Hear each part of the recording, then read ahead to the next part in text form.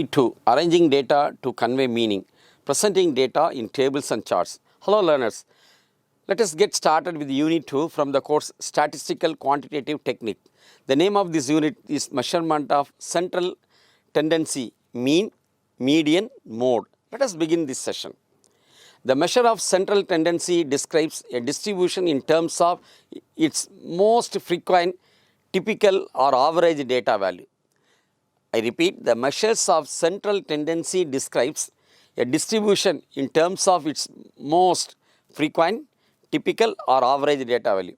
But these are all, there are different ways of representing or expressing the idea of typicality.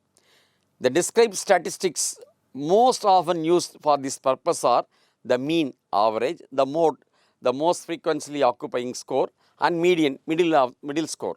However, for studying the spread of the data on either side of the central pivot mean, dispersion values need to be found out. The measure of central tendency are not indicative of the idea of spread, where a small dispersion may indicates high uniformity of observation and large dispersion would mean less uniformity. First, let us understand mean. Mean is defined as the arithmetic value of the set of numerical scores, that is sum of all the numbers divided by number of observations contributing to that sum. That is sigma x bar is equal to sigma x by n, or x1 plus x2 plus x3 up to xn divided by n. Sample mean. Okay, so sample mean means n is equal to sigma, the same thing, sigma xi by n, x1 plus x2 up to xn divided by n. Population mean, where xi is individual score, n is population size, small n is sample size. So when it is odd mean, it is small n, when sample means divide by capital N, right? So it is denoted by the, mean is denoted by the letter x bar, sample means it is denoted by mu. Sigma taken as the sum, frequency of distribution, that's equal to sigma xf divided by sigma f. The mean of a frequency distribution is also weighted mean. The mean arithmetic mean is the most common measure of central tendency, which represents the balance point. Note that mean value gets affected by extreme values, I mean outliers. Consider here, we are taking 1 to 10, so mean is 5. Here we consider 1 to 14, the mean is 6. Here only when you look at the outliners, it is 0 and 10, so mean is 5. Here look at the outliners 0 and 14, so definitely the mean liner will be 6. Why? Because here some 13 is missing, right? So it depends upon the extremes. The marks of 7 students in mathematics test with the maximum possible mark of 20 are given. 15, 13, 18, 16, 14, 17 and 12. 10 students marks are there. Find the mean of this set of the data values. So mean is equal to sum of all the data values divided by number of data value. Here number is 3, 6, 7, right? So the numerator we have 15 plus 13 plus 18 plus 16 plus 14 plus 7 plus 12. So when you add them together, it comes as 105 by 7, 15. So the mean mark is 15. Symbolically, we can set out the solutions as follow. That is sigma x by n. Okay, rather than writing sigma x by n.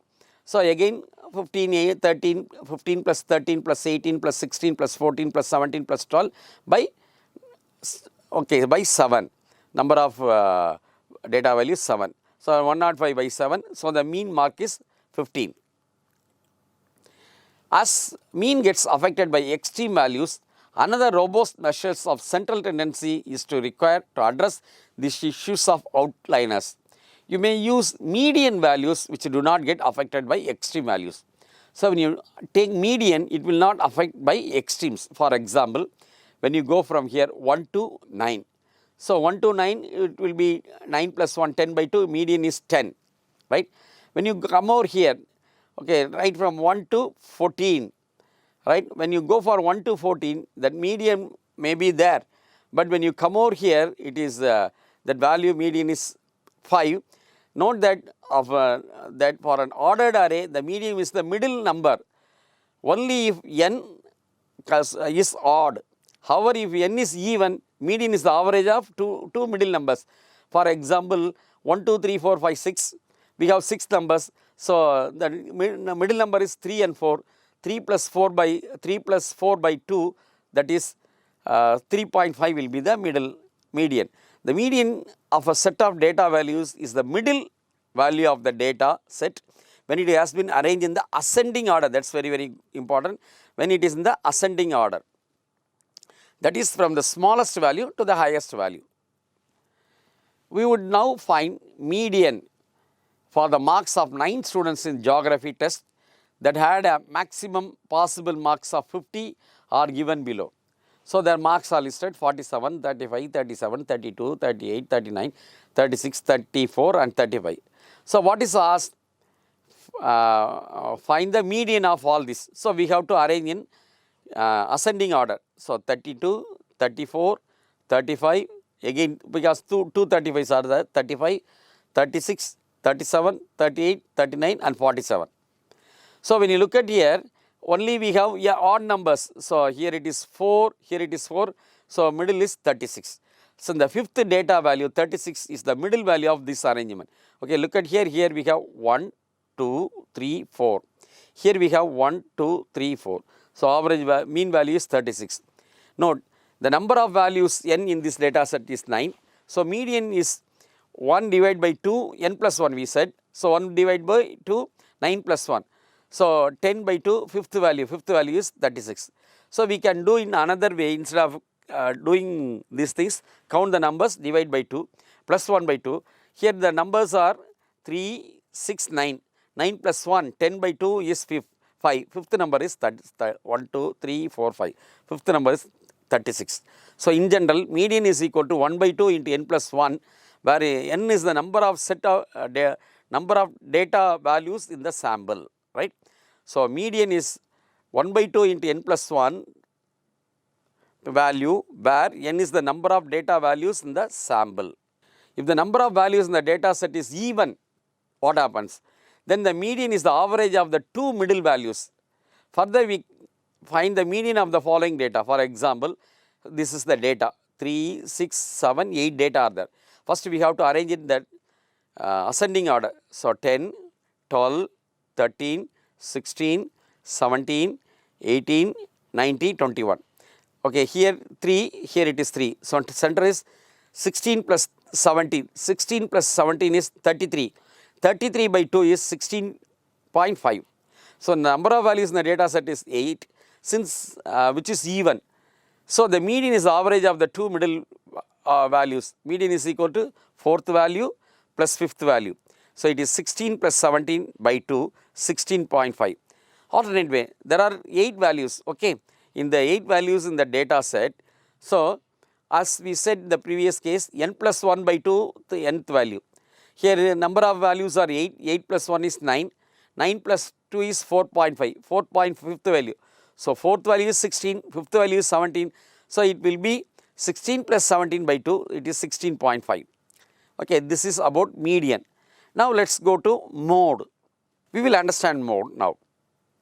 When you look at this, okay, here occurrence is 1, here 1, here 2, here 1, here it is 3, 1, 2, 1, 1. These do not have modes at all because, okay, the modes have application in printing. Okay, when you look at here, mode is 9. The mode has application in printing. For example, it is important to print more of the most popular books, because printing of different books in equal number would cause a shortage of some books and oversupply of others. Okay, it's a good example. It is important to print more of the most popular books, because printing different books in equal numbers would cause a shortage of some books and oversupply for others. That everybody knows. For example, let us understand this. Find the mode of the following data: 48, 47, 48, 45, 42, 49, 48. For example, a book printed 48, 44, 48, 40, some books 48, 44, 48, 45, 42, 49, 48 times they printed. So when you look at this case, 48 is the most of the time it has been printed. So 48 is the mean mode of all these things. So, the solution 48, since it occurs most of the time. In the case of grouped frequency distribution, right? What is this grouped frequency distribution? For example, between 5 and 25, 25 and 45, 45, 65, 65, 85, 85, 100. Okay, they are grouped together. The first step towards finding the mode of the grouped data is to locate the class interval with the maximum frequency. The class interval corresponding to the maximum frequency is called model class. For example, look at here, this will be the maximum frequency, okay, 20. So, this will be taken as the maximum, for 20 is maximum frequency, that is why this is called class interval 65 to 85. Look at, I will explain the table elaborately. Here the number of trees planted, here number of schools, okay, class, okay, number of trees planted, number of schools. Take 12 schools they planted between 5 and 25. 8 schools planted trees between 25 and 45. 14 schools planted trees between 45 and 65. 20 schools planted trees between 65 and 85. 6 schools planted between 85 and 105. When you look at this, then between 65 and 85, more number of schools planted these many. So, the class interval corresponding to the maximum frequency is called model class. Maximum frequency is called model class.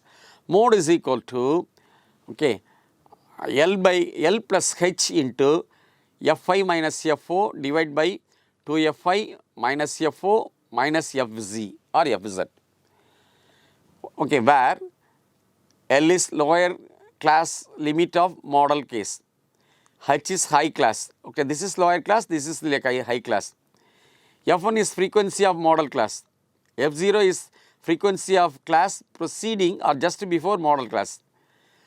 Fz is the frequency of class after succeeding or just after model class. Here I is 65, okay, look at here, I is 65, okay, H is 20, okay, H is 20 and F1 is 20, F0 is 14, the previous one, okay, next is 6, okay, this way it is calculated. We have 3 measures of central tendency, but which is most reliable, best measure to be applied. Please understand that not even one measure is best to explain a data set. Still, it mostly depends on the characteristics of the data set. Whereas mean is popular but not very helpful when it comes to the data sets which contains outliners. Median is good and mode is simple to locate but not very useful for practical application. Following table may be referred for right application of these central tendencies with respect to data set. For example, nominal. We have seen many things. Nominal. Mean is no, median is no, mode is yes. Variation and standard deviation, no.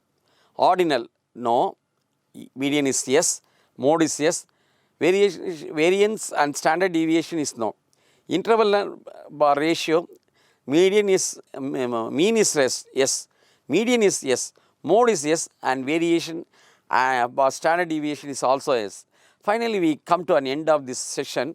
Thanks for watching this video.